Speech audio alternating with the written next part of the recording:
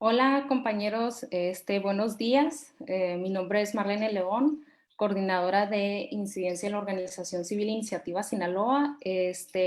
Muchas gracias a todos los que nos están sintonizando a través que nos están visualizando a través del Facebook Live de Iniciativa Sinaloa para la presentación del estudio Demandas Judiciales como esquema de intimidación y censura periodística en el combate a la corrupción, realizado por Daniel Elizondo. Y bueno, esta presentación vale la pena destacar que se realiza como parte de las actividades de Iniciativa Sinaloa dentro del Hub de Periodismo e Investigación de la Frontera Norte, Border Hub, proyecto del International Center for Journalists en alianza con el Border Center for Journalists and Bloggers. Esto con el fin de promover el periodismo de investigación y el análisis de datos para mejorar la transparencia y la rendición de cuentas en la frontera México-Estados Unidos.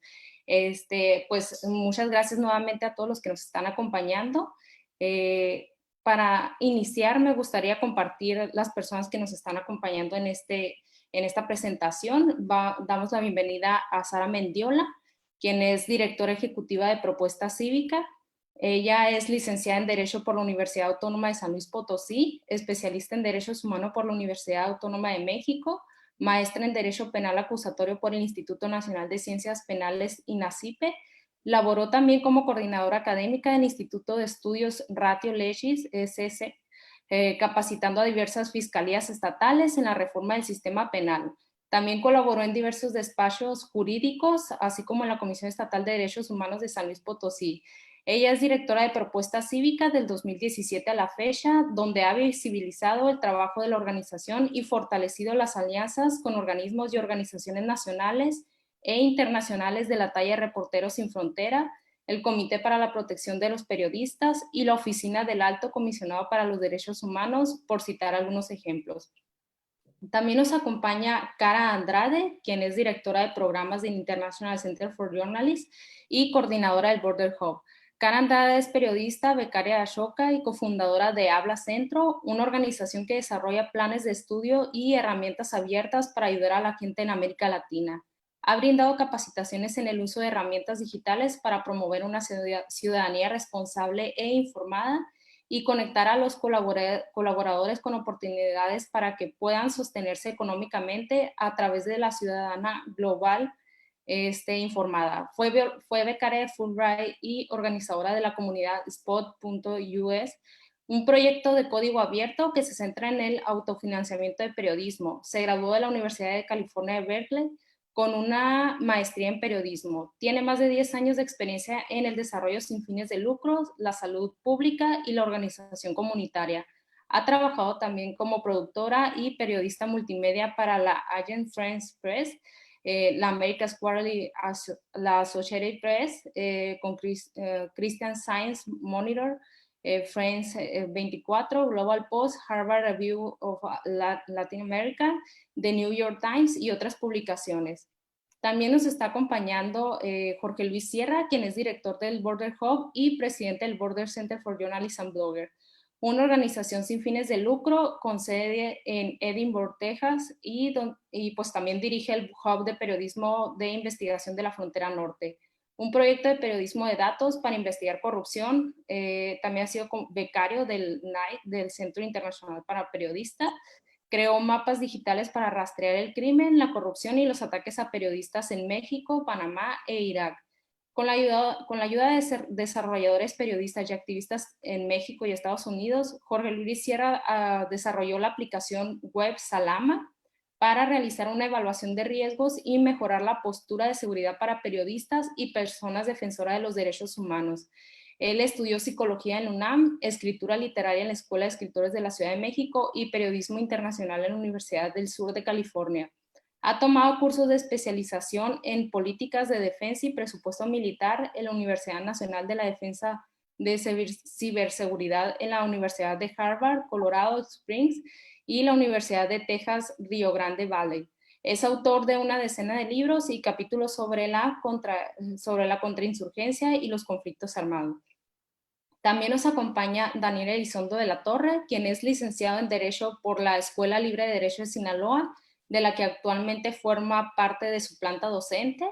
En 2015 a la fecha se ha desempeñado como asesor de la iniciativa privada en temas jurídicos, desde participación ciudadana, de combate a la corrupción, entre otros, siendo actualmente el representante del mismo gremio ante la Junta Local de Conciliación y Arbitraje del Estado de Sinaloa. En 2017, asesoró jurídicamente organizaciones de la sociedad civil y organismos empresariales con el objetivo de impulsar la creación e instalación del Sistema Estatal Anticorrupción de Sinaloa. Pues una vez que hemos leído, pues dado presentación a las personas que nos están acompañando en este evento, a la presentación de este estudio, me gustaría empezar con darle la palabra a Daniel Elizondo, quien es autor del documento, para que nos comente acerca del mismo. Entonces, sin más preámbulo, Daniel, te doy la palabra. Muchísimas gracias, Marlene. ¿Qué tal? Muy buenos días a quienes nos escuchan por Facebook Live y agradecer la asistencia aquí de manera virtual a estos brillantes comentaristas, Jorge Luis, Sara, Cara y Samia, ¿no? Es un placer saludarlos en esta mañana y en esta presentación de un estudio que, pues, lo que pretende es evidenciar una práctica jurídica política que se ha utilizado en México en los últimos 20 años y se ha agudizado en la última década de demandar jurídicamente a periodistas y medios de comunicación por el simple hecho de ejercer el derecho a la libertad de expresión, ¿no? Reconocido pues en la Carta Magna aquí en México, ¿no? Y pues bueno, no pretende ser esta presentación un tipo audiolibro, ¿no? Sino comentar brevemente los temas que abarca este estudio y una vez terminando, pues ya desarrollar la mesa de análisis y discusión por los comentaristas de lujo que tenemos en esta presentación. Bueno, el documento, como bien dijo Marlene hace un momento, se denomina Demandas judiciales como esquema de intimidación y censura periodística en el combate a la corrupción. Es importante señalar combate a la corrupción, más adelante vamos a ver por qué. Bueno, la tabla de contenido de este estudio está conformada por un breve resumen ejecutivo, su introducción, nociones preliminares y antecedentes, un contexto internacional, cómo está el ámbito federal mexicano, algunos casos de estudio concretos que se han desarrollado aquí en México, así como se toca el tema de la demanda judicial como una práctica que inhibe el periodismo de investigación, además unas recomendaciones y por último las conclusiones, ¿no? Pues bueno, como comenté hace un momento, el presente documento pretende evidenciar prácticas de carácter jurídico-político que han sido utilizadas en contra de medios de comunicación y periodistas de México por el simple hecho de ejercer de manera profesional el derecho a la libertad de expresión, ¿no? El cual se encuentra reconocido en el artículo 6 de la Constitución Política de los Estados Unidos Mexicanos, ¿no? Buscando generar que quien lea este documento pues una reflexión, ¿no? Sobre la situación, sobre la importancia de la libertad de expresión en un sistema democrático como es el nuestro, ¿no? Comentar antes de comenzar con el documento que no se cuentan con cifras oficiales de la cantidad de juicios judiciales que se han entablado en las últimas 2 décadas en contra de periodistas y medios de comunicación, pero el acontecer público nacional pues ha dado fe, ha constatado que tanto servidores públicos como particulares, empresarios, suelen acudir ante tribunales de justicia para demandar por la vía civil lo que ellos consideran la reparación de un daño moral que sufrieron por la publicación de un artículo de opinión o una investigación, ¿no? Y bueno, además este documento forma parte importante de las recomendaciones que se hacen al final, ¿no? Que van enfocadas al fortalecimiento institucional, a la prevención y al marco legislativo, que más adelante vamos a ver. Bueno, el documento comienza dando un contexto para el lector de la importancia del periodismo, ¿no? Y se cita a un periodista español que fue director del periódico El País, que él menciona que el periodismo es imprescindible para la convivencia de una sociedad libre, para el equilibrio de poder necesario en una democracia, ¿no? Como la nuestra. Y bueno, sin embargo, en México, a pesar de las diversas formas de violencia física de las que históricamente son y han sido víctimas los periodistas por el ejercicio de su actividad profesional, Como ya comenté hace un momento, en las últimas 2 décadas se ha hecho de conocimiento público que diversos actores políticos y particulares optan por acudir ante las instituciones de impartición de justicia para interponer demandas judiciales, que más adelante vamos a explicar en qué consisten, ¿no? Y pues bueno, aunado a esto, en esas mismas demandas, no solamente causa un agravio al periodista o al medio de comunicación que es demandado, sino que muchos de quienes demandan la reparación de un daño moral exigen además que ese periodista o medio de comunicación pues pague, por así decirlo, la indemnización del daño moral con cantidades pues exorbitantes de dinero, ¿no? Que están fuera del alcance de la mayoría de los periodistas en el país. Es también un tema importante. Y bueno, el periodismo, la importancia del periodismo en una democracia. De acuerdo al INAI, al Instituto Nacional de Acceso a la Información, pues una sociedad más informada incide en un gobierno más eficiente. Es por eso la importancia de la actividad periodística en México, en una democracia. Y bueno, comentar respecto a los casos, al hostigamiento judicial, que más adelante vamos a ver en los casos de estudio, pues dar una introducción breve, ¿no? La organización Frontline Defenders ha mencionado que una de las estrategias más utilizadas para silenciar e intimidar a los y las defensoras de derechos humanos y periodistas, pues es el uso del sistema judicial, ¿no?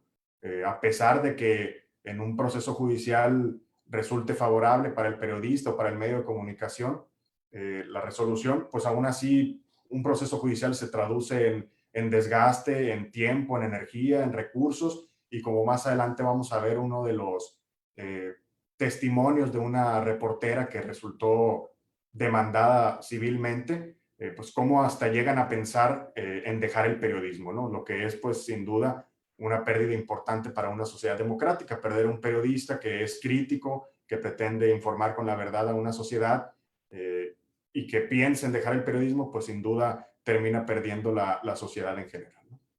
Bueno, nociones preliminares y antecedentes se toma de manera histórica muy breve, se toca la Revolución Francesa, ¿no?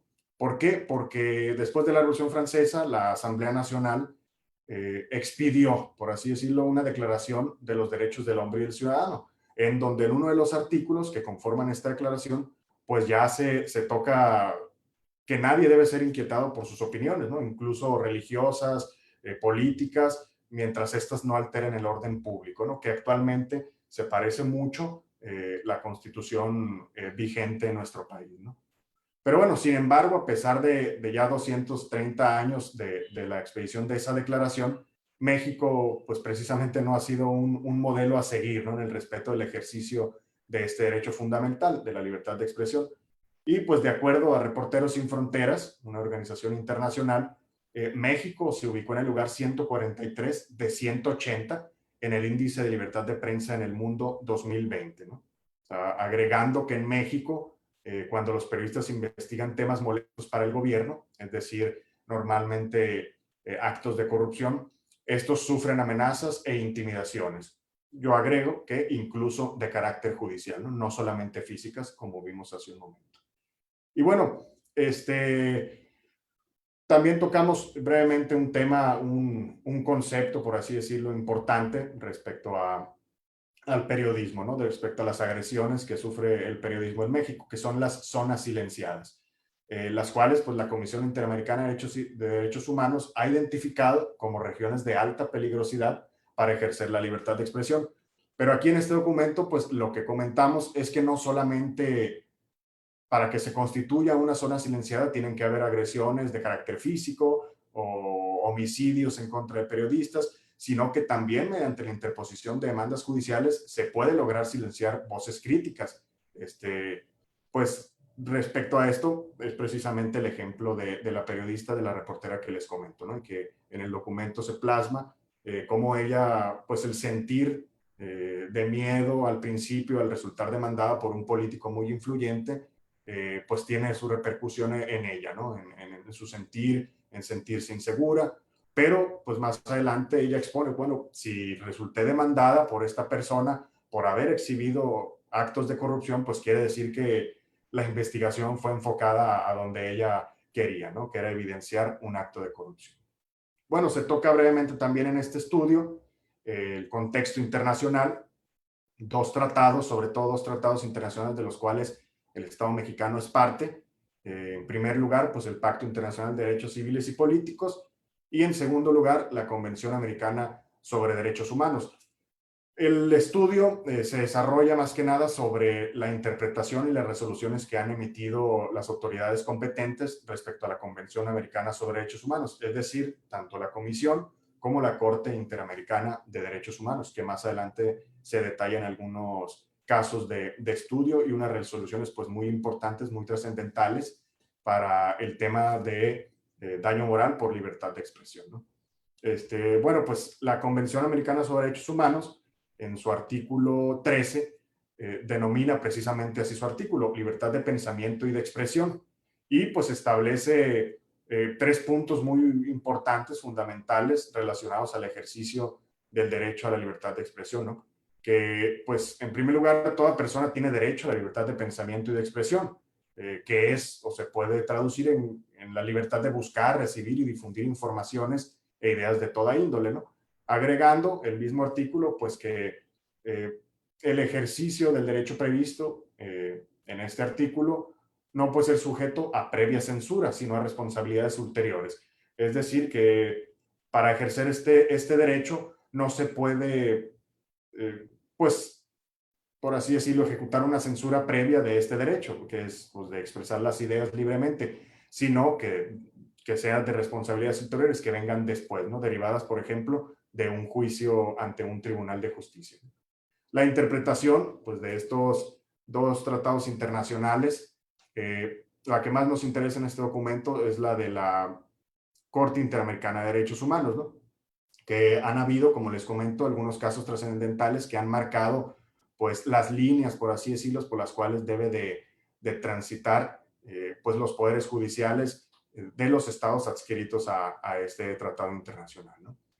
En una de sus sentencias, la Corte Interamericana de Derechos Humanos estableció que la libertad de expresión es un medio para el intercambio de ideas e informaciones entre las personas, que comprende el derecho a tratar de comunicar a otros sus puntos de vista, ¿no? Pero también implica el derecho de todos y de todas a conocer las opiniones, relatos y noticias. O sea, es decir, en una democracia como la mexicana, es muy importante que la sociedad esté informada, pues para que de esta manera pueda exigir a las autoridades pues mayores resultados, sepa lo que está haciendo, se traduzca en rendición de cuentas y pues sin duda se traduzca finalmente a progreso, ¿no? O sea, incluso en una de las sentencias, la Corte ha emitido, aseverado que la libertad de expresión es una piedra angular de una sociedad democrática, ¿no? Es una condición esencial para que esta funcione pues adecuadamente, ¿no?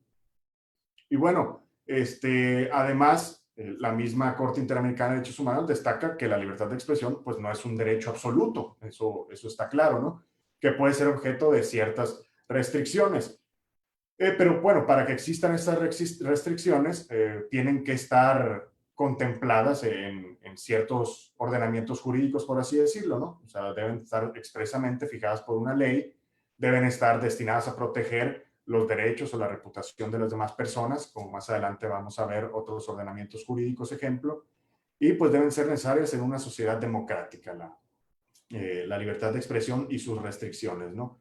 Porque más adelante vamos a ver un término, la malicia efectiva o real malicia, la cual pues consiste y esta se constituye cuando un periodista o un medio de comunicación, a sabiendas de que cuenta con información falsa o inexacta, decide publicar tal información, ¿no? Que ahí pues sí constituye una afectación al daño moral de una persona porque a sabiendas de que la información era errónea o inexacta, decidió publicarlo, hacerlo público de la sociedad, ¿no? Bueno, la Corte Interamericana de Derechos Humanos cita muy seguido en sus resoluciones a la Corte Europea de Derechos Humanos, que esta Corte Europea pues ha manifestado que los límites de la crítica aceptable son, por tanto, respecto de un político más amplios que en el caso de un particular. O sea, eso pues ahorita quizá ya se escuche un poco lógico, ¿no? Pero un particular obviamente no va a estar en la misma esfera pública, en el mismo debate público, por estar él pues en sus asuntos de manera particular, ¿no? A diferencia de un político que pues forma parte de una administración pública, que sus actos tienen un carácter público, que tienen su consecuencia pues en la sociedad, ¿no? Dependiendo ya cualquier materia, ¿no? Pero es importante señalar esto, como un político o un empresario con nexos gubernamentales pues debe de saber que la opinión pública, la opinión crítica de los periodistas y medios de comunicación eh, deben de ser un poco más tolerables ante ella, ¿no? Por el simple hecho, pues, de formar parte de un poder público, ¿no? En el ámbito federal, pues, en el ámbito federal mexicano, se toca en primer lugar, pues claro, la Constitución Política de los Estados Unidos Mexicanos, en su artículo sexto y también el séptimo, se trata que pues en estos artículos se reconoce el derecho de los ciudadanos a la libertad de expresión, o sea, la manifestación de las ideas no será objeto de ninguna inquisición judicial o administrativa, sino en el caso de que ataque a la moral, la vida privada o los derechos de tercero, provoquen algún delito o perturbe el orden público. Y termina este artículo, que es el sexto, con un renglón muy importante, ¿no? Que dice, el derecho de réplica será ejercido en los términos dispuestos por la ley. Bueno, ¿qué es el derecho de réplica? Ahorita más adelante vamos a tocarlo brevemente, ¿no? Pero es importante pues ver cómo el constituyente, pues a la hora de redactar este artículo, el sexto, perdón, tomó como ejemplo ya la Constitución de 1857, que la de 1857 estuvo muy influenciada, por así decirlo, por las ideas francesas, que por lo mismo se toca al principio de este documento, el suceso histórico de la Revolución Francesa, ¿no? Bueno, el derecho de réplica, ¿qué es? ¿En qué consiste? ¿Qué relación tiene con la libertad de expresión? Bueno, respecto al tema, el orden jurídico mexicano cuenta con la denominada ley reglamentaria, el artículo sexto, párrafo primero de la Constitución en materia de derecho de réplica. Lo define la propia ley, el derecho de réplica, que como es el derecho de toda persona a que sean publicadas o difundidas las aclaraciones que resulten pertinentes respecto de datos o informaciones transmitidas o publicadas por los sujetos obligados. Sujetos obligados entendiéndolo por periodistas, por medios de comunicación o personas que ejercen su derecho a la libertad de expresión, ¿no? Relacionados con hechos que le aludan, que sean inexactos o falsos, cuya divulgación le cause un agravio, ya sea político, económico, en su honor, vida privada, etcétera, ¿no? Es decir, toda persona en México tiene este derecho, ¿no? Que es cuando se publique una información relacionada a su persona en un medio de comunicación o en una plataforma de internet y que esta persona sienta que resultó agraviada por la publicación de esa información. ¿Por qué? Porque está basada en hechos inexactos, hay algunos errores. Tiene el derecho de solicitar el derecho de réplica para que el mismo medio de comunicación o periodista republique de nuevo la información, pero con los datos ya aclarados, ¿no? O sea, es una instancia con la que cuentan los ciudadanos para poder, por así decirlo, solicitar la aclaración de información que le causó un honor, ¿no? Y bueno, la interpretación respecto al derecho de réplica, la Suprema Corte de Justicia de la Nación es la que se toma como ejemplo para este estudio. Menciona que el derecho de réplica pues, no constituye un mecanismo de reparación de agravios al honor, sino que su finalidad es tutelar el equilibrio informativo en el ejercicio cotidiano de la libertad de expresión. Es decir, no pretende derecho de réplica resarcir un daño moral sufrido por la información publicada, sino que tiene, por así decirlo, su finalidad que la sociedad, que quien lea los medios de comunicación, que lea a tal periodista, esté informado verazmente, ¿no? Lo más apegado a la verdad. Y bueno, respecto al daño moral, la persona que resultó agraviada por la publicación de información falsa puede ejercer su derecho de réplica, pero además la legislación civil regula la figura de daño moral, en la cual pues, se demanda ante tribunales de justicia y se solicita su reparación mediante un juicio, ¿no? El, el ordenamiento jurídico que regula el daño moral es precisamente el Código Civil Federal en materia federal, pero los estados cuentan con la facultad de expedir la propia legislación en materia de daño moral, ¿no? Sin embargo, el Distrito Federal, pues ahora Ciudad de México, ha sido un ejemplo a seguir, por así decirlo, con la publicación de la Ley de Responsabilidad Civil para la protección del derecho a la vida privada, el honor y la propia imagen, el cual entró en vigor desde 2006. Esta ley, pues, regula todo lo previsto, todo lo relacionado a la afectación del daño moral derivado de la publicación, por así decirlo, de información en algún medio de comunicación, ¿no? Pero bueno, el Poder Judicial de la Federación incluso ha expresado que los medios de comunicación están obligados a corroborar la veracidad de las notas informativas que pretenden publicar. Es decir, con el fin de buscar que la sociedad que lea los medios de comunicación pues esté informada lo más apegada a la verdad, ¿no? Entonces, es decir, brevemente, pues como les comenté, este texto, esta presentación no pretende ser un audiolibro del estudio, sino tocar los puntos para generar interés en quien pretenda leer este estudio. Eh, para que se constituya un daño moral, la parte que se considera agraviada por la información publicada debe acudir ante la autoridad de impartición de justicia, es decir, ante el Poder Judicial, demandando la reparación del daño moral sufrido, por lo que la autoridad competente, en un juicio iniciado, procederá a someter a un estándar de veracidad los hechos que se afirman en la publicación, ¿no? Al último, pues el juez competente de conocer el caso será quien resuelva si el periodista, el medio de comunicación, es responsable de restituir, de indemnizar el daño moral sufrido de una persona. Y bueno, hay ciertos conceptos muy interesantes en esta ley de la Ciudad de México que valen la pena quizá que los estados de la República tomen como ejemplo. ¿Por qué? Porque ya no solamente toman la legislación civil, sino que crean una ley especial, específica respecto a este tema, ¿no? En esa ley, pues se describen conceptos como qué es el honor, cuándo hay daño moral y cómo debe ser el proceso, pues, para solicitar, para demandar la reparación del daño moral, ¿no? Bueno, respecto a los límites de la libertad de expresión, esta ley de la Ciudad de México prevé que el carácter molesto e hiriente de una información no constituye en sí un límite al derecho a la información, sino que para sobrepasar el límite de lo tolerable, esas expresiones deben ser pues insultantes, insinuaciones insidiosas y vejaciones innecesarias pues en el ejercicio de la libertad de expresión. Todo esto, el juez competente de conocer pues un proceso iniciado por daño moral por libertad de expresión, pues tiene que tomar en cuenta para hacer una valoración y resolver, ¿no? respecto al juicio.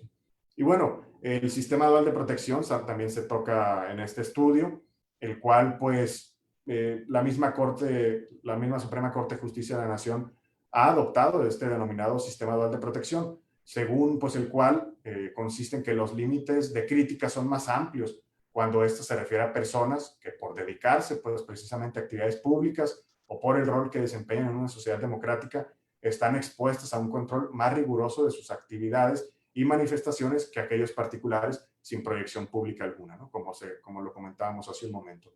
Una persona que está en el servicio público pues debe demostrar más tolerancia respecto a las declaraciones que hacen de su persona por el simple hecho pues de estar elaborando, de estar tomando decisiones que afectan a toda la sociedad pues de manera pública, ¿no?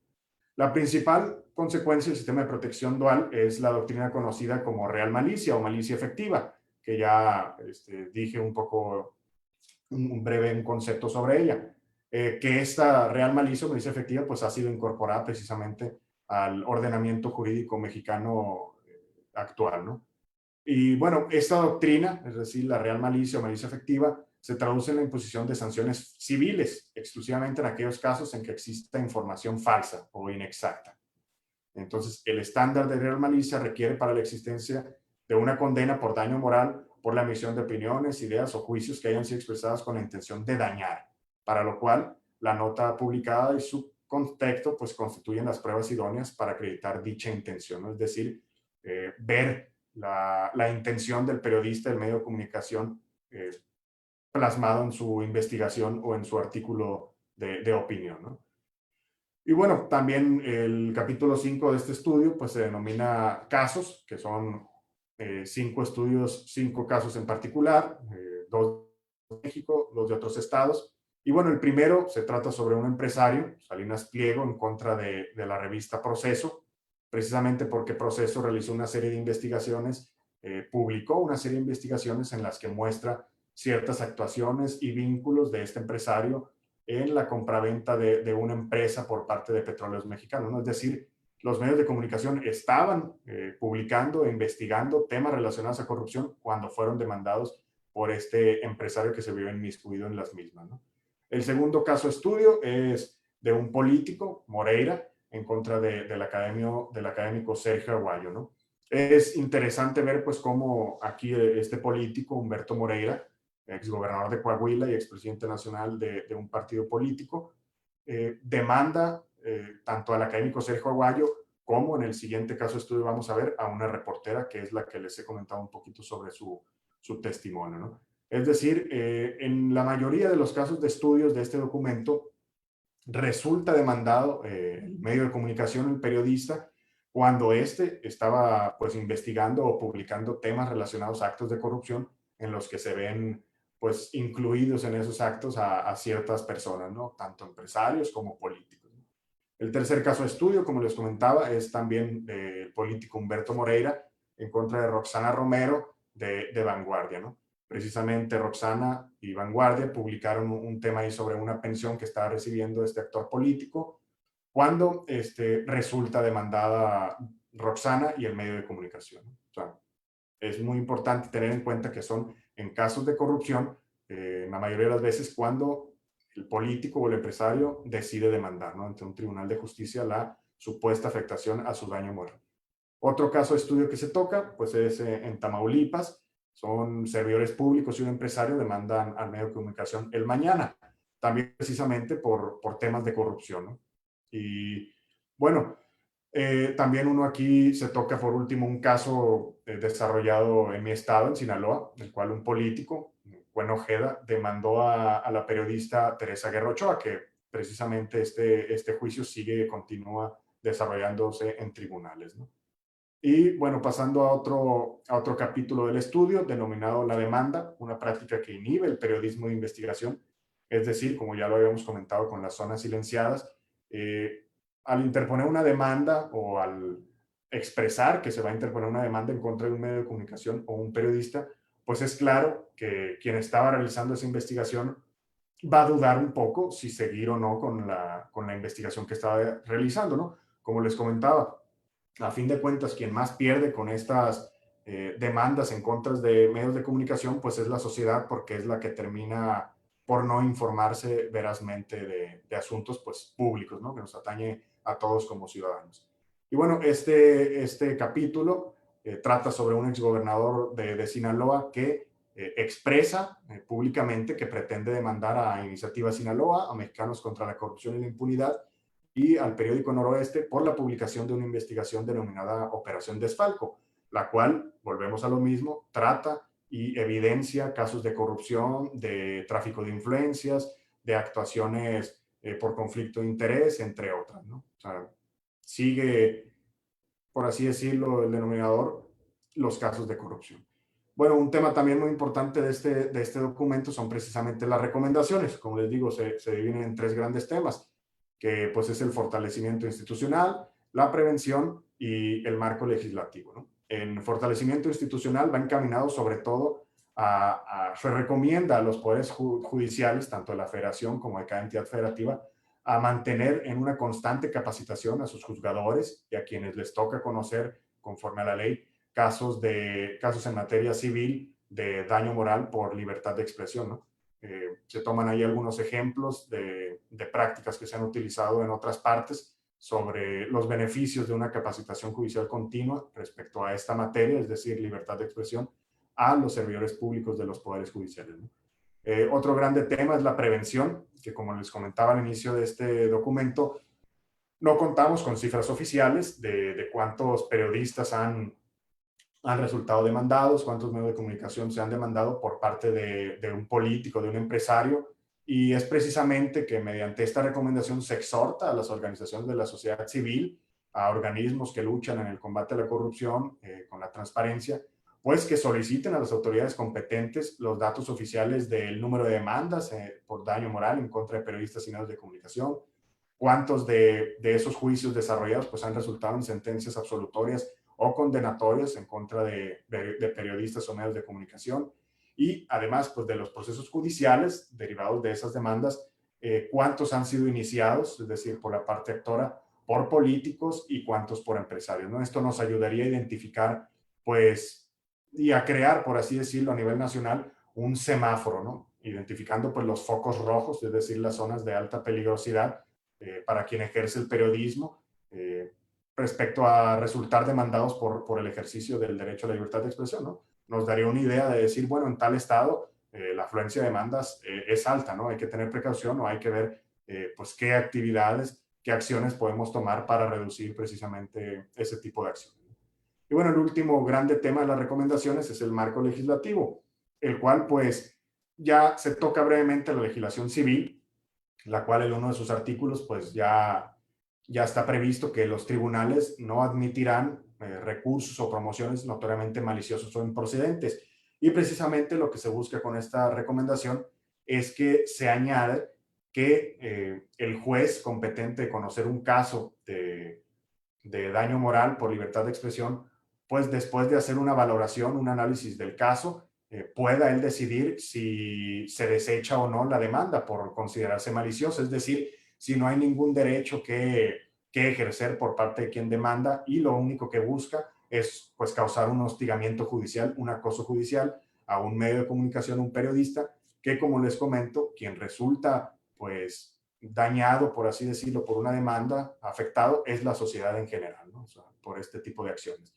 Y bueno, por último, el estudio termina con unas breves conclusiones, el cual pues menciona la importancia de la libertad de expresión de los medios de comunicación en una sociedad democrática, en una sociedad libre, y cómo estos pues deben de contar con todas las libertades, con toda la seguridad posible para precisamente ejercer su derecho a la libertad de expresión, ¿no?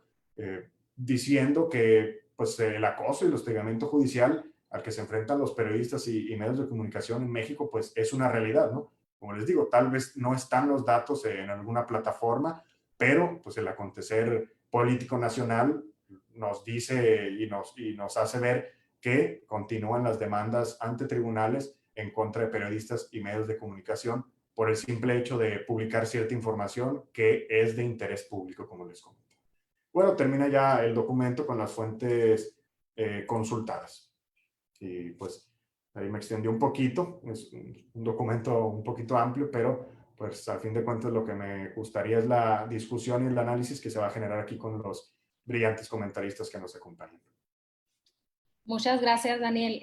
Pues sin duda, lo que comentas, lo que nos compartes de cada apartado que forma parte de este valioso documento, pues es muy fructífero. Entonces, para dar inicio a los comentaristas, me gustaría comentar a las personas que nos están sintonizando, la audiencia que está por Facebook, que si gustan hacer preguntas, las pueden hacer en el chat. Nosotros las vamos a leer al final del evento, entonces adelante. Y pues nada, pues iniciaría contigo, Sara Mendiola, directora ejecutiva de Propuesta Cívica. ¿Qué te parece si nos compartes tus comentarios respecto al documento? Sí, claro que sí. Muchas gracias, Marlene. Primeramente quiero agradecer la invitación a esta presentación, el agradecimiento a Iniciativa Sinaloa, al Border Hub, y bueno, y también extender una felicitación por este gran esfuerzo que han hecho de retomar esta problemática que cada vez se acentúa más y que es necesario colocarla en la agenda de discusión y empezar a caminar con miras a construir soluciones. Como bien ya lo señaló Daniel, el documento está construido en distintas fases. En una de ellas nos explica los antecedentes que tenemos a nivel legislativo y cómo es que cómo es que una demanda civil por daño moral se puede desencadenar en un acoso judicial, cómo están operando este tipo de agresiones contra la prensa. La prensa en México es víctima de violencias, de agresiones tanto en el ámbito físico, en el ámbito digital y también en el ámbito legal. Y es aquí donde aterriza este documento, como el uso indebido del derecho civil transformado en un acoso judicial está operando para silenciar, para callar las voces críticas, las voces que están investigando respecto de las corrupciones de este país. Las grandes corrupciones de México se han hecho públicas no por investigaciones de las autoridades, sino se han hecho públicas por las investigaciones periodísticas, por el periodismo de investigación. Y es precisamente estos mecanismos, estos mazos que tienden a generar el temor y a detener a quien está investigando. Hemos identificado quiénes son los que, aunque en el derecho civil la acción por demandas por daño moral es creada en nuestra legislación para la protección del derecho a la honra de las personas, hay una clara identificación de quién está haciendo uso de estas acciones civiles y mayormente de esas acciones civiles contra la prensa y mayormente lo están haciendo funcionarios públicos al momento de sentirse incómodos por la actividad de investigación de un periodista o de un medio de investigación. Identificamos también los tipos de investigaciones que se están desarrollando y principalmente son investigaciones que involucran al servidor público con un acto de corrupción o que le vinculan con grupos delictivos, con grupos del crimen organizado o que lo identifican dentro de la narcopolítica. ¿Qué es lo que busca este acoso judicial? Pues ya es como lo hemos venido desarrollando, censurar, generar un efecto inhibidor en la o el periodista que está investigando. Todo tipo de agresión sobre la prensa busca silenciar y las agresiones ilegales buscan también este objetivo. La Corte Interamericana ha sido enfática en resaltar la importancia del rol que desarrollan las y los periodistas y los medios de comunicación en una democracia y sobre todo cuando ellos están informando asuntos de interés público que afectan o impactan a la sociedad en su conjunto. Y también esta misma Corte Interamericana ha sido enfática en señalar que es violatorio de derechos humanos el procesamiento de personas, el procesamiento de periodistas por el mero hecho de investigar, de escribir y de publicar información de interés público. Ahora también, otro tema de los que aborda el estudio es el tema de las cantidades estratosféricas por las que son demandados periodistas y medios de comunicación y que son exigidos como indemnización. Estas indemnizaciones son un factor de impacto y lamentablemente nuestra legislación civil, de la manera como está estructurada, no establece límites o topes y lo cual permite que se generen demandas estratosféricas por cantidades de millones que al actor de la demanda le apetezca. Es el caso que se desarrolla del diario El Mañana de Nuevo Laredo, Tamaulipas, demandado 4 veces por daño moral, que suman una cantidad de 60 millones de pesos, y el trasfondo de esta demanda es la investigación que generaba el diario El Mañana de los actos de corrupción del actual presidente municipal de Nuevo Laredo. También desarrollan el ejemplo del investigador y periodista Sergio Aguayo, demandado por 10 millones de pesos por el entonces gobernador Humberto Moreira, y por referir una columna de opinión que el funcionario olía a corrupción. El trasfondo de esta demanda civil era disuadir la investigación que Sergio Aguayo estaba desarrollando respecto de los nexos de Moreira con el grupo delictivo de los Zetas. Tenemos también el caso de Roxana Romero, que se ha comentado. Roxana estaba investigando los vínculos de Humberto Moreira con la Secretaría de Educación Pública. Y así podemos seguir señalando diversos ejemplos. También me viene a la mente el caso del periodista Humberto Patier, demandado por el exgobernador del Estado de México, Erubiel Ávila, por la cantidad de 10 millones de pesos, por una investigación que realiza Humberto en el que compromete severamente al funcionario en actos delictivos. De igual manera, en agosto de 2019, recuerdo que el actual gobernador de Chihuahua declaró públicamente que entablaría una demanda civil contra el diario La Opción de Chihuahua, y señalando que sería una demanda civil histórica. Esto porque también el medio estaba investigando actos de corrupción en la actual administración panista. Y todo este tipo de acciones se suman a la violencia que ya impera contra la prensa. Como lo señalaba ya bien Daniel, somos el país más mortífero a nivel América Latina para el ejercicio de la prensa y uno de los más mortales y violentos a nivel mundial. Y este tipo de acciones no pueden ser concebibles o no pueden tener lugar en una sociedad democrática donde el funcionario público, por el hecho de serlo, por el hecho de ostentar el cargo público que ocupa, está mucho más expuesto al escrutinio y a la crítica pública, y que por ende su umbral de protección tiene que ser mucho más expuesto, porque él voluntariamente ha querido ocupar ese puesto y sus actividades salen del dominio de la esfera privada para colocarse en el dominio de la esfera pública. Y bueno, todo esta lógica de debate y crítica tiene que ser tolerable en una sociedad que se jacta de demócrata. Así también,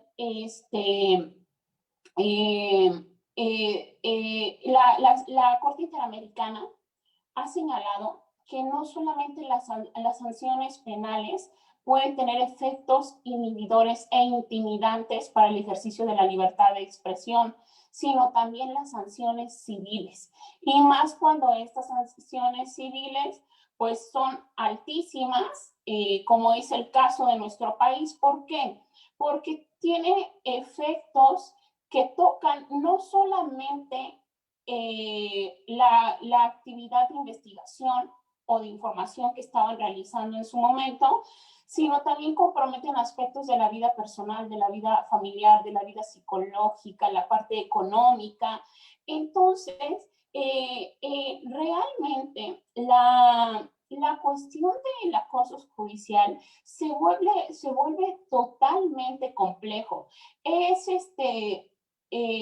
inadmisible que funcionarios estén haciendo este uso inadecuado, este uso indebido del derecho para agredir a la libertad de expresión, para agredir a quienes están investigando e informando a la sociedad, pero aún es más inadmisible o reprochable los jueces, los juzgadores que están resolviendo de manera corrupta o de manera de complicidad a favor de estos funcionarios. Y claramente esto lo vimos en el juicio de Sergio Aguayo. En primera instancia, él gana el juicio, el juzgador establece que Humberto Moreira no probó, no acredita el daño, y que Sergio Aguayo no ha violentado o no ha violado su patrimonio moral. Frente a esta resolución, Humberto Moreira acude a una segunda instancia, y en esta segunda instancia los magistrados deciden echar abajo esa sentencia que liberaba de la carga a Sergio Aguayo y le condenan, estableciendo que Sergio Aguayo sí violó el derecho al honor de Moreira y que por consecuencia estaba obligado a pagar por concepto de indemnización los 10 millones que exigía el exgobernante. Y aquí claramente hubo una violación gravísima por parte de un magistrado, porque dentro de su resolución el magistrado señala que Sergio Aguayo es condenado por sus opiniones vertidas en su columna, una columna de opinión. Los estándares, tanto nacionales como internacionales, lo que ha establecido nuestra Suprema Corte de Justicia de la Nación, lo que ha establecido la Corte Interamericana de Derechos Humanos, han sido bien estrictas en señalar que las opiniones no pueden ser objeto de procesamiento. Una opinión emitida por cualquier persona no puede ser sometida ni a un estándar de veracidad, ni a un estándar de malicia efectiva, como ya lo explicaba Daniel, que también se aborda en el artículo. Y Sergio Aguayo precisamente es condenado bajo el criterio del juez por una opinión vertida, lo cual se convierte en una violación clarísima. Y porque lo que sí permite nuestro sistema es el procesamiento judicial respecto de la información, respecto a los hechos que se están publicando. Solamente los hechos pueden ser objeto de un procesamiento judicial, solamente pueden ser objeto de ser sometidos a un estándar de veracidad, pero no así las opiniones. Y este caso toma tanta relevancia porque no solamente generó un efecto de inhibición en Sergio Aguayo, no solamente generó impacto en él, sino también generó impacto en el resto del gremio periodístico, que se preguntaron a sí mismos que si eso pasaba con un periodista que tenía cierto grado de reconocimiento, cierto grado de visibilidad y de trayectoria, ¿qué pasaría con ellos que están en el abandono, que están luchando desde las trincheras de sus comunidades, exponiendo toda la corrupción local que hay? ¿Qué pasaría con ellos cuando no solamente se enfrentan a este tipo de demandas, sino también se enfrentan al abandono de sus propios medios de comunicación? Y aquí es otro tema. ¿Cuál es la responsabilidad, la corresponsabilidad que los medios de comunicación van a tener con sus trabajadores? En la mayoría de las veces les abandonan cuando son demandados, y sostener este tipo de demandas civiles por daño moral es muy caro hablando en términos técnicos jurídicos. La contratación de una defensa legal en nuestro país es muy caro frente a los ingresos tan bajos que tiene un periodista en nuestro país. Esa es otra de las grandes afectaciones que tienen este tipo de demandas. Y de las otras desgracias es que este tipo de procedimientos judiciales son muy largos.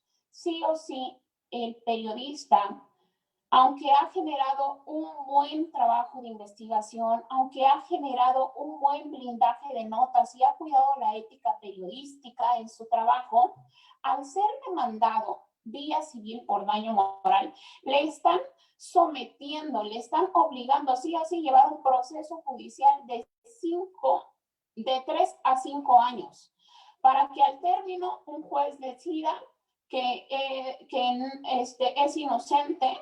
Pero ¿qué pasa en todo ese trayecto de 3 o 5 años? El desgaste es altísimo.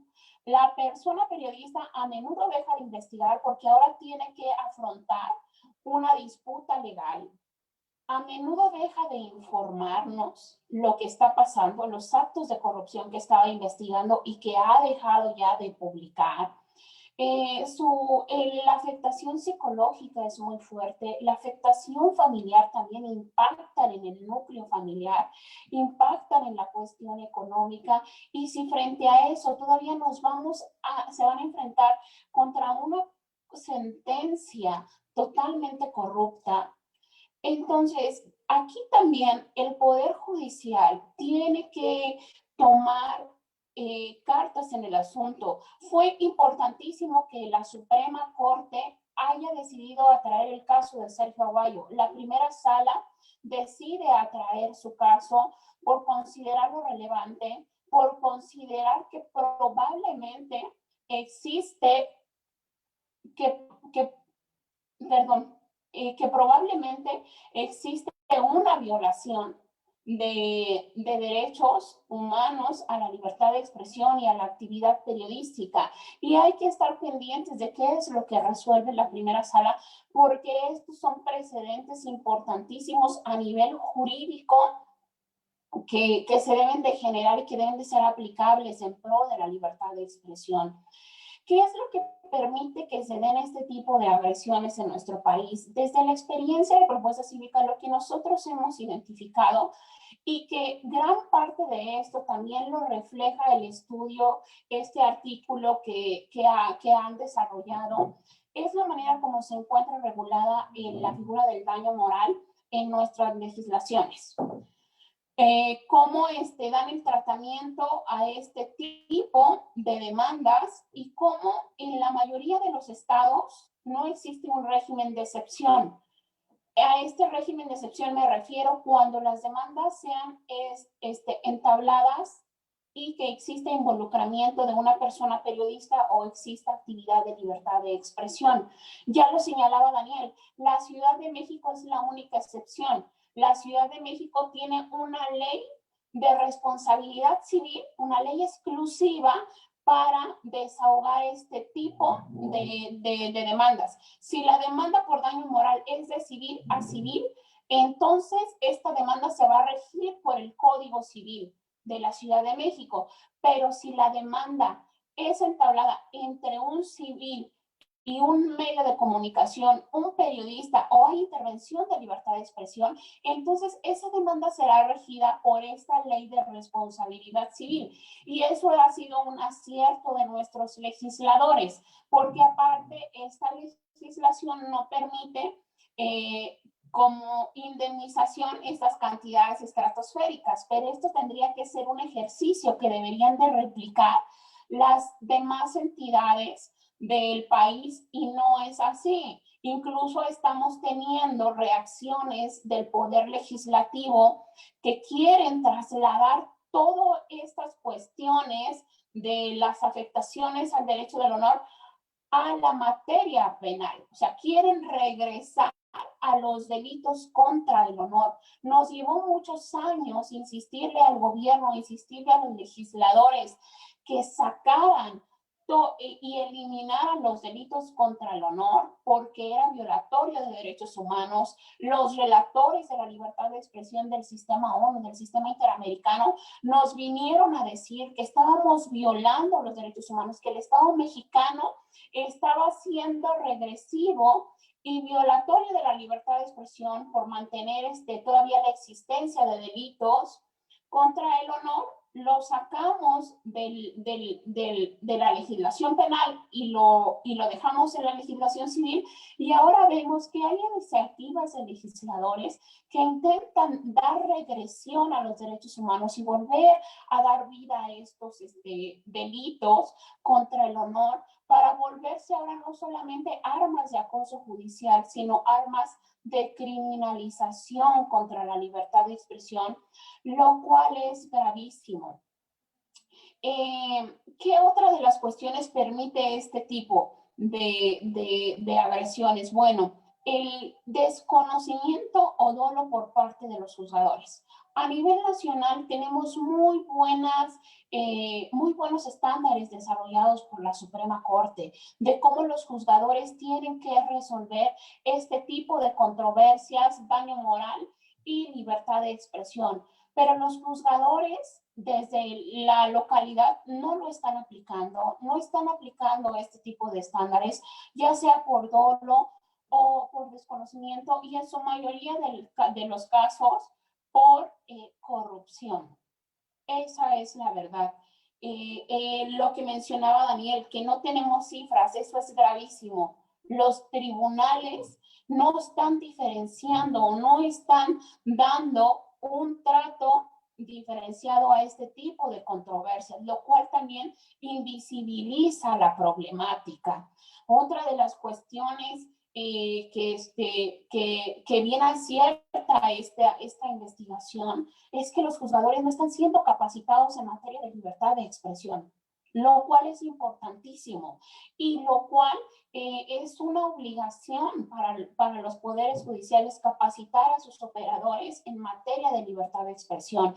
Les han dado una capacitación muy general en la cuestión de derechos humanos a raíz de la sentencia Radilla Pacheco de la Corte Interamericana, pero necesitan los juzgadores una capacitación exclusiva, bien identificada en materia de libertad de expresión, que comprendan los impactos que están teniendo sus resoluciones, no solamente en la vida personal de la persona periodista o en la vida del medio de comunicación, sino en nosotros como sociedad. Lo que también nos están violando, lo que también nos están impidiendo, porque también una afectación a un medio de comunicación, a un periodista, se traduce en una afectación a la sociedad en general. Otra de las cuestiones es que los jueces no están facultados explícitamente para desechar este tipo de demandas cuando se advierten que el único objetivo de estas demandas es agredir la libertad de expresión. Y hacia allá tendríamos que transitar. Y es parte también de las valiosas propuestas que se hacen en este artículo, y que lo platicábamos mucho con el equipo de Iniciativa Sinaloa, del Border Hub. ¿Hacia dónde tendríamos que transitar? Pues precisamente tendríamos que transitar hacia sistemas más progresistas de libertad de expresión y más progresistas en cuestión de democracia. Y si realmente el gobierno tiene la intención y la voluntad política de frenar las agresiones contra la prensa, deberían de empezar por facultar a los jueces para desechar este tipo de demandas cuando se adviertan que el único fin que busca esta demanda es agredir la libertad de expresión. Si no hay un sustento fuerte en las motivaciones que se entablan, deberían de ser desechadas, porque como lo mencionaba en su momento, sí o sí le es obligada a la persona a someterse a un proceso judicial de 3 o 5 años, y que no debiese ser así, no debiese ser ese el costo por informar y por investigar en este país, que se supone somos una democracia y que la crítica debe ser abierta, más cuando se trata de las personas que están dirigiendo nuestro país. Otra de las cuestiones es que no hay consecuencias para quien demanda de manera deliberada. Hoy por hoy, aunque, como en el caso de Sergio Aguayo, que en la primera instancia le dicen, ¿sabes qué?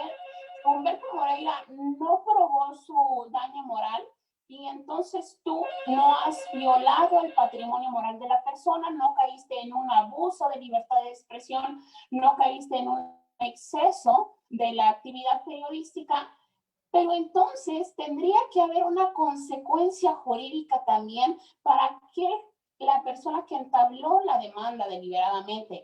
Y nuestro sistema no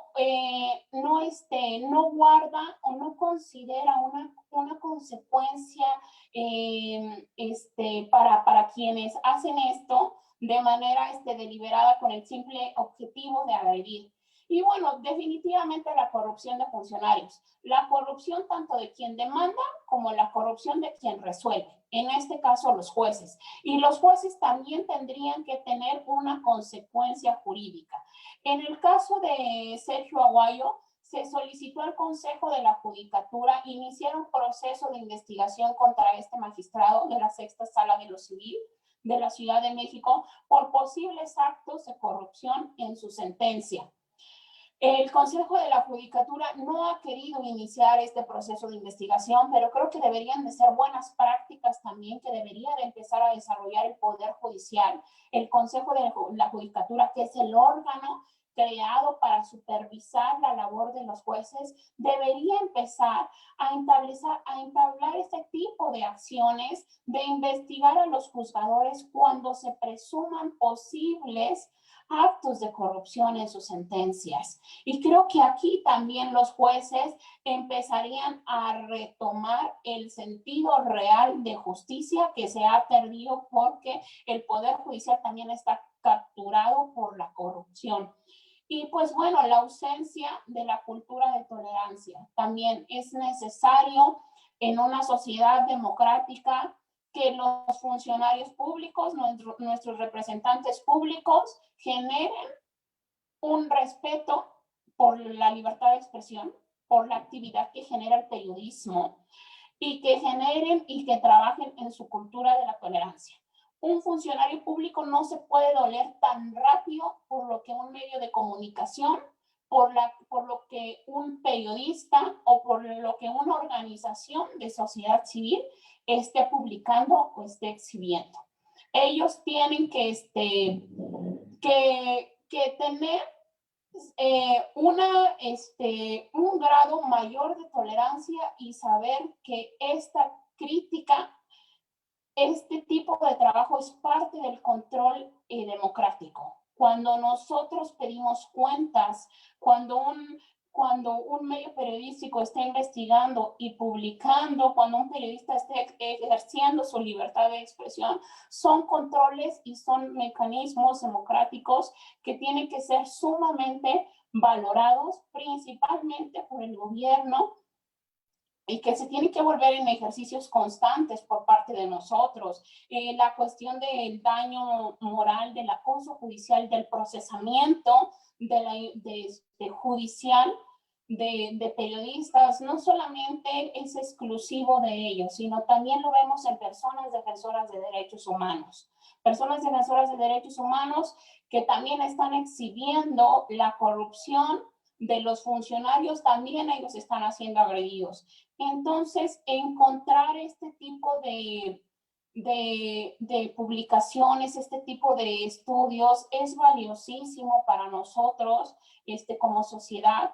Yo les invito a realmente leerlo. Está desarrollado en un lenguaje bastante sencillo porque entiendo que lo que buscaban, el objetivo que buscaban era llegar a la sociedad en un lenguaje bastante entendible de esta problemática, que la sociedad también se involucre en esto, porque como lo platicamos, cuando se afecta la libertad de expresión, cuando se afecta a un medio de comunicación, a un periodista, no solamente se les afecta a ellos, sino se afecta a nosotros como sociedad en conjunto, y es necesario ir acortando las brechas de distancia, de separación que hay entre la sociedad y el periodismo de investigación. Lo que está sosteniendo hoy por hoy al periodismo en México es precisamente este periodismo de investigación, y es precisamente el periodismo más agredido. A los periodistas que están asesinando y desapareciendo son periodistas que están exhibiendo las entrañas del poder.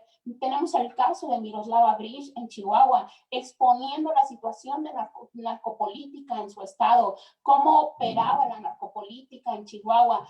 A partir de su asesinato, nadie está hablando de la narcopolítica en Chihuahua, nadie está hablando de esos presidentes municipales que son jefes de zonas, de esos directores de seguridad pública que están involucrados directamente con el narcotráfico, a Javier Valdés, que expuso cómo operan los grupos antagónicos de narcotráfico en Sinaloa. Él no lo asesinaron, y a partir de ahí vimos también el temor que se generó en todo el gremio periodístico en Sinaloa, y así podemos ir y recorrer cada estado de la República donde nos han asesinado a un periodista y que nos hemos quedado sin esas voces críticas, sin esa información, y que como sociedad nos afecta, nos impacta, porque dejamos de conocer lo que está sucediendo en nuestro país. Ellos están develando los oscuros del poder en México, y nosotros tenemos que convertirnos en aliados y tenemos que caminar de manera más cercana con este periodismo de investigación. Y precisamente este tipo de artículos, este tipo de investigaciones ayudan a la sociedad a acercarnos o a generar mayor empatía con este periodismo de investigación que tenemos que seguir luchando para mantenerlo y fortalecerlo en nuestra sociedad. Sí, muchas gracias, Sara. La verdad, sin duda es que tus participaciones son muy buenas. Tus aportaciones pues nos ayudan al público a conocer más, a entrarnos más a este documento tan valioso. Y bueno, ¿qué te parece si ahora nos vamos con Cara Andrade, directora de programas del ICFJ, y coordinadora del Border Hub. Sí, muchísimas gracias, Marlene, y a todos. No sé si me escuchan, si tengo un poquito de problemas con mi micrófono. Sí, adelante, perfectamente. Perfecto, gracias. Pues miren, un poquito más, sí les quiero dar un poquito más de contexto acerca de lo que es el Border Hub. Yo sé que el trabajo que hace, lo mencionaste, Marlene, el trabajo que está haciendo la iniciativa Sinaloa encaja en una estrategia más grande. Entonces sí quería dar un poquito más de contexto de lo que estamos haciendo con ICFJ. Y la estrategia es parte de un proyecto que ya cumplimos ya un poquito más de 2 años en agosto, que es el Border Hub y está siendo realizada por el Border Hub y sus implementadores y miembros. Y fue realmente de ofrecer una solución y de enfocarnos primeramente en los actores más vulnerables, y entre ellos pues son los periodistas a nivel estatal. Estamos hablando de que nuestra área de enfoque es la frontera con Estados Unidos y México, que incluye 7 estados. Y bueno, también trabajando con actores de sociedad civil en lo que son estos estados fronterizos.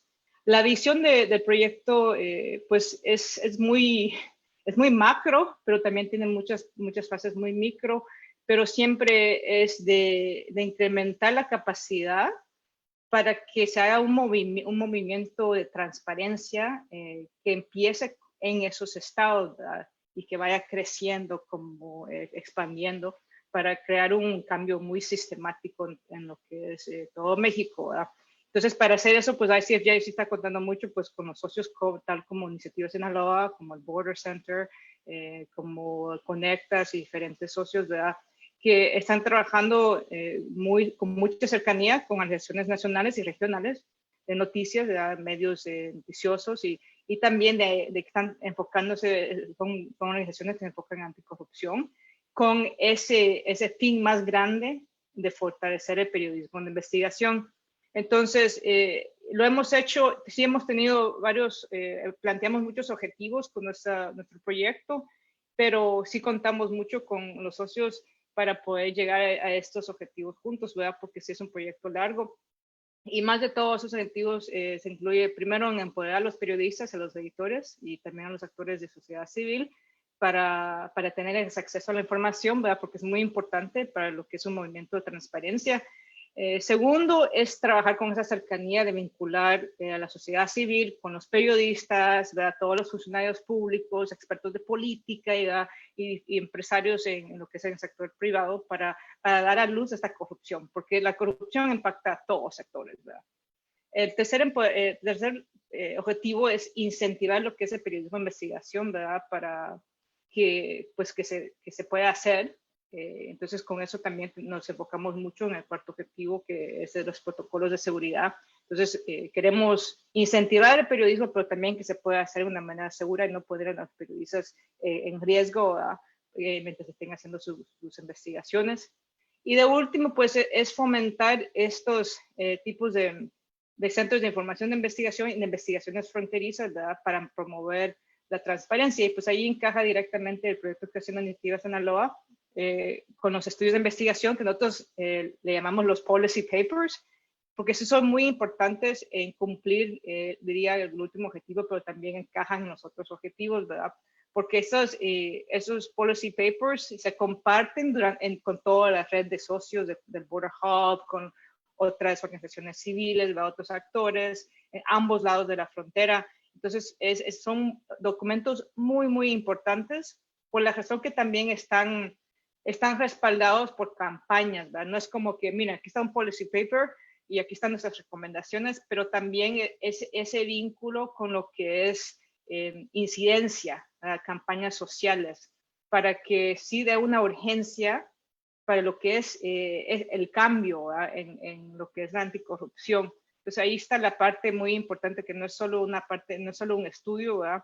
Es que también tiene esa parte de aspecto de incidencia social, y que se puedan no solo hacer las recomendaciones, pero poner a trabajar concretamente las recomendaciones y sugerencias en esos policy papers, y que se puedan dar no solamente en el sector público, pero también privado, y que se pueda realmente sea un movimiento grande, ¿verdad? Entonces, ahí yo creo es donde está muy, muy clara la visión para todos nosotros en el Border Hub y nuestros socios, que que la manera en que se puede realmente hacer el cambio más largo plazo es que uno pueda influenciar no solamente la agenda de los medios, pero que también se pueda influenciar la agenda pública, ¿verdad? Trabajando con la sociedad civil y también la agenda política. Hay todas esas agendas que podamos nosotros tener más influencia en eso, pues ya así es como se genera el cambio social a largo plazo, ¿verdad? Entonces, sí, muchísimas gracias a Iniciativa Sinaloa, a Daniel, a Sara y a todos quienes han apoyado a la publicación del primer policy paper. La verdad es que les felicito y esperamos que van a haber otros 4 más entre ahora y cuando finalice el proyecto en 2023, y es el inicio de una oleada muy grande de un movimiento social para la transparencia en México. Así que muchísimas gracias. Al contrario, Cara, muchas gracias a ti, y pues nada, gracias por compartirnos todos los objetivos y la importancia, ¿no?, de este proyecto de Border Hub, que si bien es algo macro, pues el beneficio social es muy grande, ¿no? Y uno de estos, pues es a través de este policy paper que estamos presentando. Bueno, y para dar continuidad a la presentación de este documento, le damos la voz a Jorge Luis Sierra, quien es el presidente del Border Center for Journalists and Bloggers y director de Border Hub. Adelante, Jorge Luis. Muchas gracias, Marlene, y muchas gracias por la invitación a comentar ese artículo de investigación sobre política pública. Yo quisiera centrarme en los casos que tiene este artículo. Primero, quisiera hacer evidente que los casos de agresión jurídica a periodistas menciona diferentes orígenes. Menciona a empresarios, exgobernadores, en este caso es un exgobernador de Coahuila y es un exgobernador de Sinaloa. También menciona a empresarios, hay un empresario importante de la televisión mexicana, Salinas Pliego, y menciona también a un rector universitario de la Universidad de Sinaloa. Eso quiere decir que las personas que están demandando o que están haciendo esas agresiones jurídicas a periodistas son personas con muy diverso origen. No son solamente funcionarios públicos, también son personas de la misma sociedad como empresarios, o pueden ser incluso actores como rectores de alguna universidad. Entonces los orígenes son diversos, pero lo que podría ser un común denominador en esos casos me parece que son 2 muy importantes. Es que la parte que agrede es una parte que tiene poder, sobre todo una parte que tiene poder económico para sostener, como dice Marlene, un juicio en los tribunales que puede llegar a durar entre 3 y 5 años. Hay obviamente un ejercicio de poder. Y por el otro lado, el otro común denominador es que en la mayor parte de los casos, las periodistas que se vieron sujetas a esa agresión legal, estaban investigando corrupción o estaban haciendo público un abuso de poder, ya sea la violación a un derecho humano o ya sea simplemente el abuso de poder y el uso del dinero público con fines privados o con fines personales. Entonces, ambas cosas nos colocan, obviamente, en la perspectiva de que, dada la enorme diferencia que tiene el país norte y el sur, las diferencias sociales, la diferencia tan grande entre quienes tienen todo el poder y quienes no tienen nada de poder, nos lleva a la necesidad de poder encontrar cuál es lo que debería regir en ese caso. Y yo creo que lo que debe regir en ese caso es la Constitución mexicana. Porque al ser la Constitución mexicana el órgano máximo en la vida nacional, en la vida pública de este país, la Constitución establece muy claramente el derecho a la libertad de expresión y la obligación del Estado a defenderlo, porque ya como lo mencionó el autor de ese artículo, Daniel, como lo mencionó Daniel, pues hay un claro, digamos, intento por minar la expresión pública, por minar, digamos, el derecho a la libertad de expresión a través del uso, digamos, el uso exagerado o del presunto daño moral o del presunto daño a la imagen o al prestigio de una persona. Creo que en este caso hay varias vulnerabilidades por el lado de la sociedad civil y de los medios. Parte de las vulnerabilidades es que no existe aparentemente una capacidad de defensa legal de periodistas y de medios de comunicación. Digamos, el único organismo que conocemos en México que está litigando a favor de periodistas y de personas defensoras de los derechos humanos es Protesta Cívica. Y claro, también tenemos artículo 19 que también está litigando, pero fuera de ahí, digamos, son dos organismos de la sociedad civil con muy pocos recursos que no tienen la capacidad para atender todos los casos de agresión legal que se presentan en el país. Entonces hay una vulnerabilidad que obviamente está siendo explotada por aquellas personas que sí tienen un interés en acallar a la prensa. Y por el otro lado, me parece que por parte de los medios tampoco existe esa capacidad legal, no porque los medios no la tengan, yo creo que sí hay medios cuando están establecidos que tienen una capacidad legal, pero la capacidad legal la han empleado con otros medios, con otros fines, la han empleado para protegerse internamente de demandas laborales del personal que es despedido, y esas demandas laborales abundan cuando hay muchos despidos, como ha sido el caso en los años más recientes, o eventualmente cuando el propio gobierno presiona al medio a través de pago de impuestos o a través de demandas de tipo administrativo con tal de ejercer presión en contra del medio. Entonces, por ese lado, los periodistas y las periodistas de investigación, pues obviamente no tienen esa capacidad de defensa que está siendo aprovechada, que está siendo explotada por los agresores. La pregunta fundamental es qué hacer ante esta circunstancia. Y yo creo que el documento presenta varias posibilidades de acción, y una de ellas, la primera, de fortalecimiento institucional, es obviamente una acción que tiende, es una medida de largo plazo que tiende a la generación de jueces que tengan una mentalidad defensora de la libertad de expresión, de fiscales que sepan que al momento en que hay una instancia que les pide ejercer una acción administrativa o incluso una acción penal, porque en algunos estados de la República todavía hay ese tipo de agresiones ocurren dentro del ámbito penal, a pesar de que la mayoría del país están ocurriendo dentro del ámbito civil.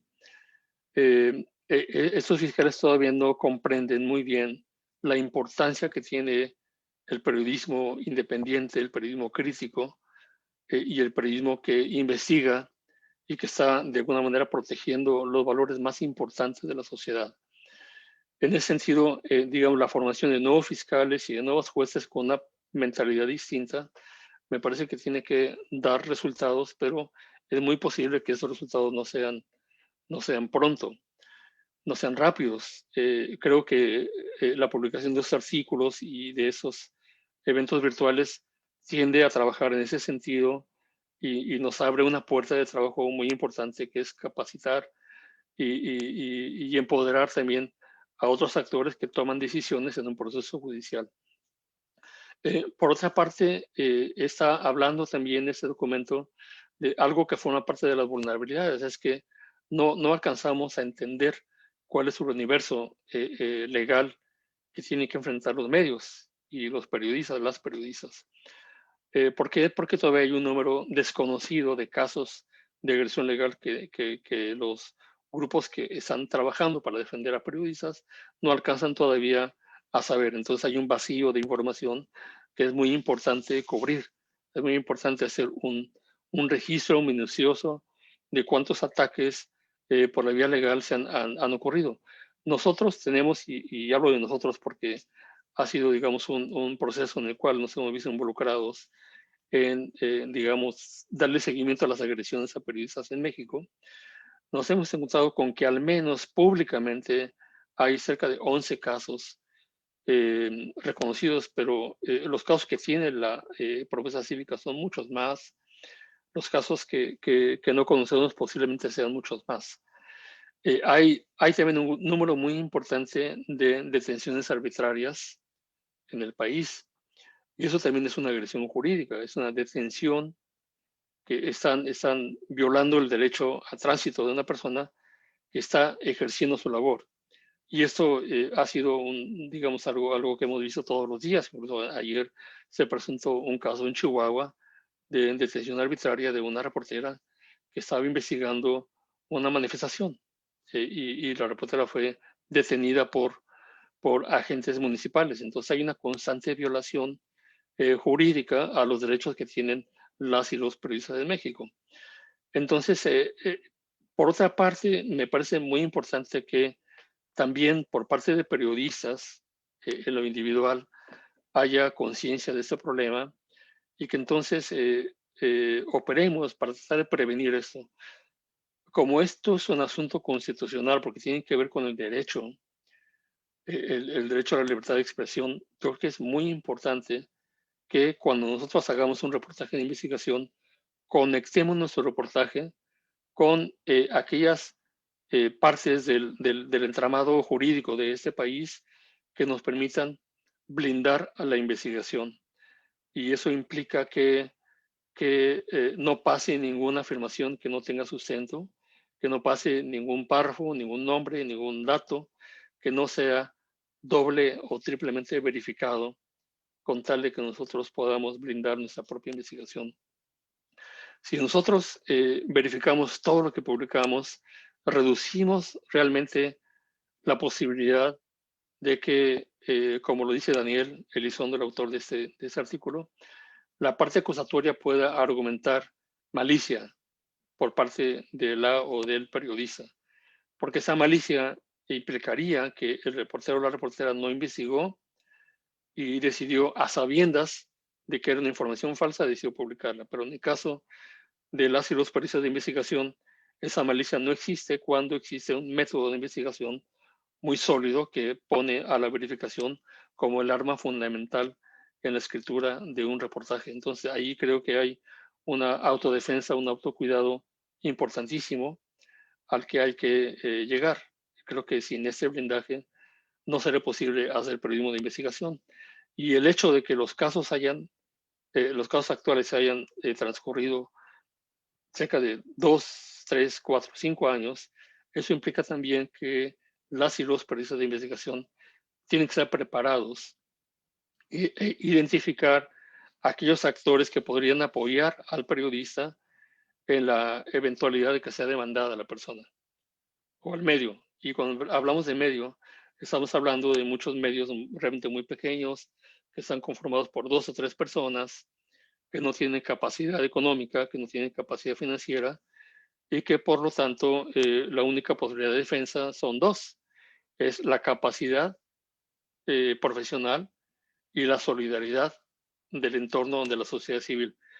Que esos, como ya lo dijo Cara Andrade, son los dos objetivos fundamentales del proyecto que le llamamos el Border Hub o el Hub de Periodismo de Investigación de la Frontera Norte.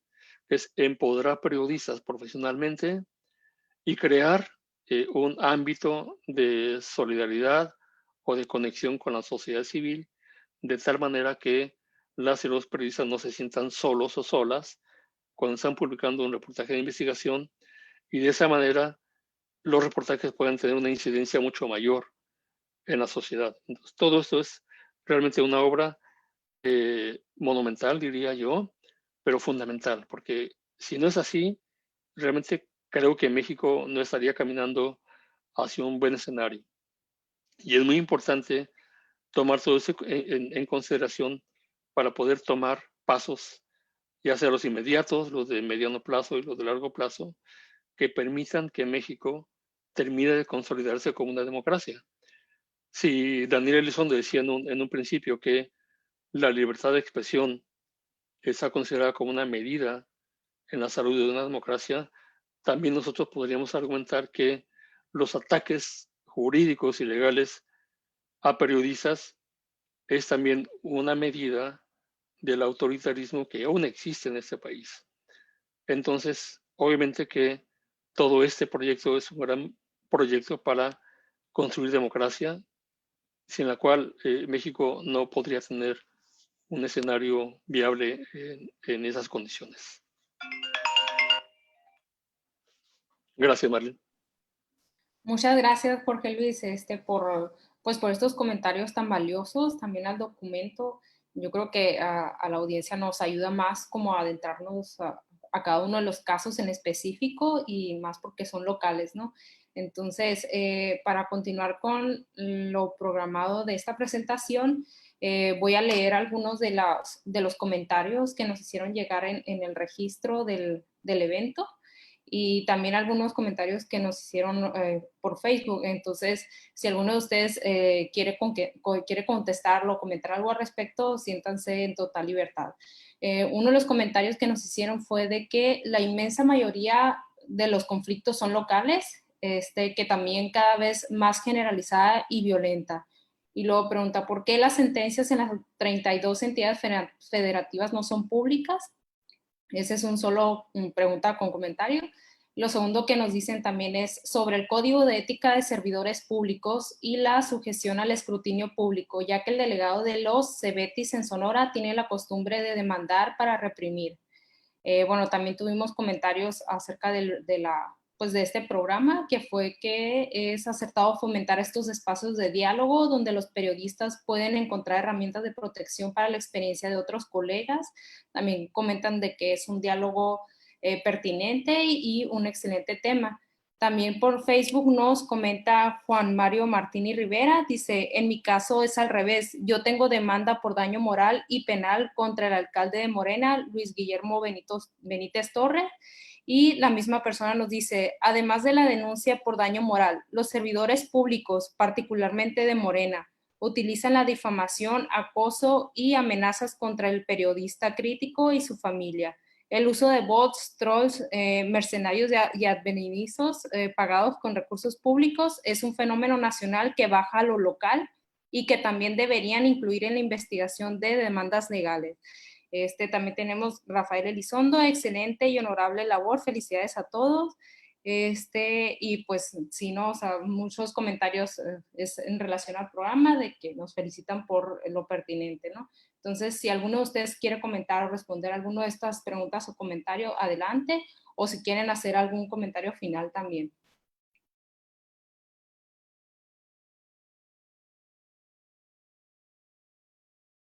Bueno, en dado caso de que pues más adelante lo quieran hacer, ¿qué te parece, Daniel, si nos compartes alguna última opinión como autor del documento para cerrar este programa? Sí, claro. No sé si Jorge Luis quería comentar algo. Vi que quitó ahí el... No, adelante, Daniel. Ok, muy bien, muchas gracias.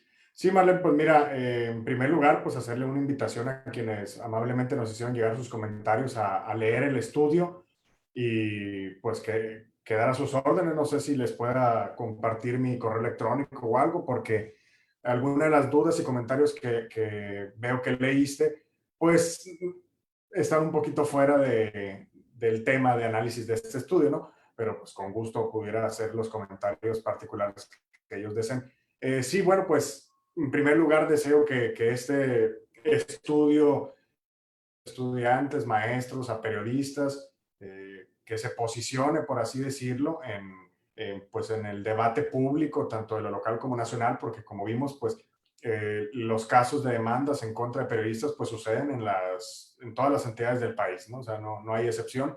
Y pues en primer lugar, que lean los criterios previstos ahí en el estudio, que lean pues cómo es que operan los políticos, los empresarios y las responsabilidades que tienen las autoridades respecto a estos temas, ¿no? Deseo pues que sea de utilidad este estudio y pues agradeciendo la asistencia a esta presentación de manera virtual a Jorge Luis, a Sara, a Cara y claro a ti también, Marlene. Muchas gracias. Gracias, Daniel. Otro comentario más de Rocío Gallegos nos dice, gracias por compartir sobre este tema que es importante para quienes estamos en el periodismo. Y bueno, esto es sin duda, creo que todos compartimos esa visión. Y pues nomás para comentar lo que decía Daniel, este documento estará brevemente público para su consulta.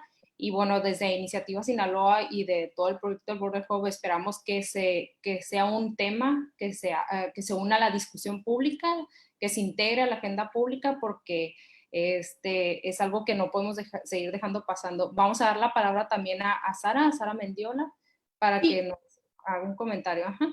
Sí, Adelante.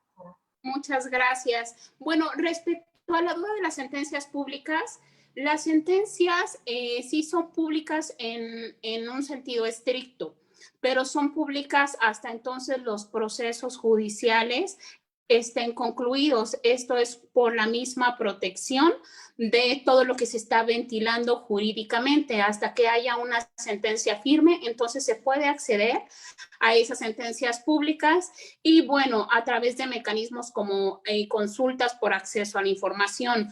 Un vicio que también identificamos es que precisamente para no hacer públicas estas sentencias, lo que hacen maliciosamente es que se presentan amparos. Amparos por N cantidad de causa, aunque no vayan a proceder legalmente, se presentan amparos con el único fin de que no sea una cuestión terminada jurídicamente y entonces no pueda existir este acceso a la información. Y clarísimo fue el caso, si mal no recuerdo, del caso de Tlatlaya.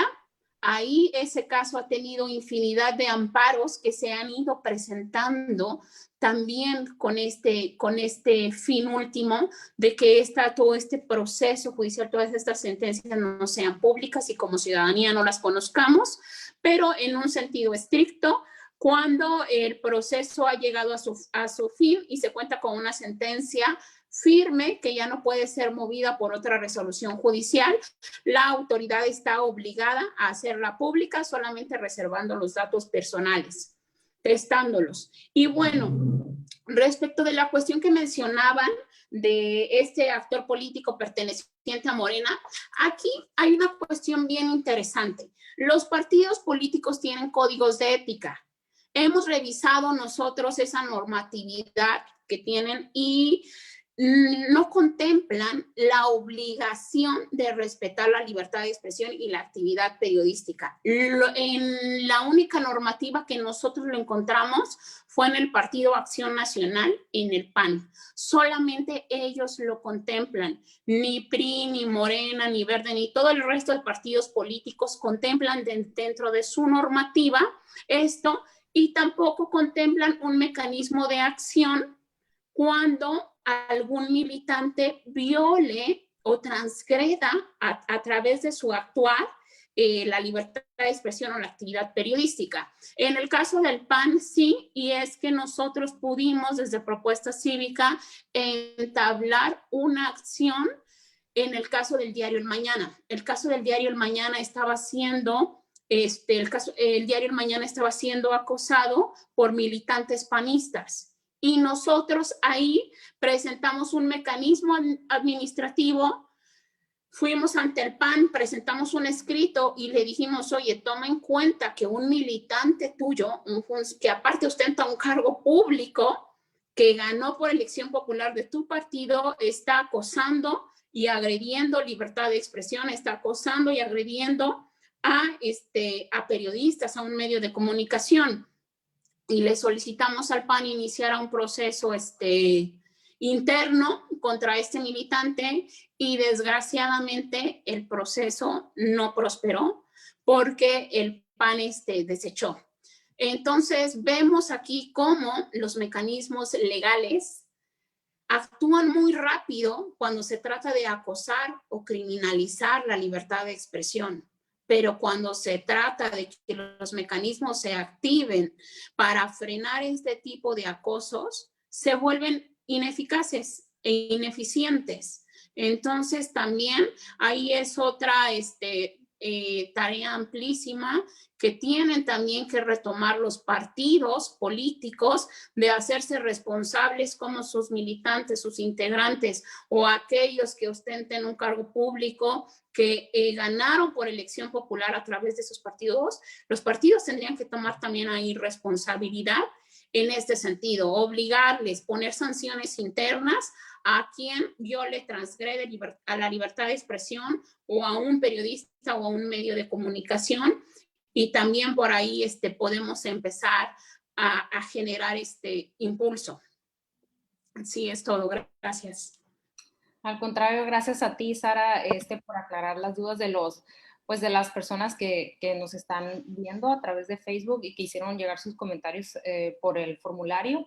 Y bueno, yo creo que eso que comentas sería muy buena opción retomarlo más adelante del código de ética en los partidos políticos. Estaría bien abordarlo en a futuro. Y bueno, ya para cerrar este evento, quiero compartir un comentario más de David Moreno. Dice, deslindar el periodismo de investigación de la propaganda en un sentido u otro, fortalecer sus métodos y en particular la verificación de los hechos y el contrapunto de los implicados. Pues yo creo que es algo que ya se ha comentado en esta presentación, que es algo a lo que se debe de someter cada investigación que se realiza enfocada al combate a la corrupción, ¿no? A la veracidad. Y bueno, pues si no hay algún comentario final de alguno de los comentaristas y del autor, yo creo que estaríamos cerrando este evento. Y pues nada, darle las gracias a cada uno de los espectadores que nos acompañaron desde el inicio y que nos hicieron llegar sus preguntas y comentarios. También agradecer a Propuesta Cívica, quien acompañó en la elaboración de este documento para fortalecerlo, también al Border Center y al International Center for Journalists and Bloggers por hacer posible pues la elaboración de este documento, y claro, también a Daniel Elizondo porque sin duda es un trabajo muy bueno que va a abonar mucho pues a la discusión pública, ¿no? Entonces, nada, agradecer a todos nuevamente y que próximamente estaremos compartiendo este documento para su consulta pública. Muchas gracias a todos.